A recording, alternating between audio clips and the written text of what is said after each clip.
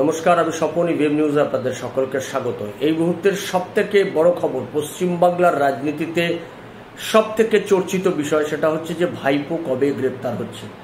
আসলে গোটা পশ্চিমবাংলার একটা বিরাট অংশের মানুষের মধ্যে সেটিং তত্ত্ব বলে একটা তত্ত্ব চর্চার মধ্যে রয়েছে। মানুষ মনে করছেন, একটা অংশের মানুষ তাদের মধ্যে মনে করছেন যে কোথাও সেটিং আছে। তৃণমূল কংগ্রেসের সঙ্গে বিজেপির কি কোথাও সেটিং আছে?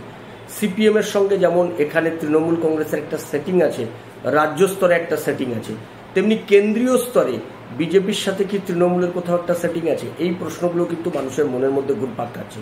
অর্থাৎ রাজ্য স্তরে সিপিএম এর সঙ্গে তৃণমূলের সেটিং, আবার কেন্দ্রীয় স্তরে বিজেপির সাথে তৃণমূলের সেটিং, এইরকম একটা সেটিং তত্ত্ব কিন্তু রাজ্যের মানুষের মনের মধ্যে ঘুরপাক খাচ্ছে। সেক্ষেত্রে এই সেটিং তত্ত্ব থেকে বেরিয়ে আসার একমাত্র পথ অভিষেক ব্যানার্জি ভাইপো গ্রেপ্তার হলেই এই সমস্ত সেটিং তত্ত্ব কিন্তু দূর হয়ে যাবে মানুষের মন থেকে। মানুষ এটা বুঝবে।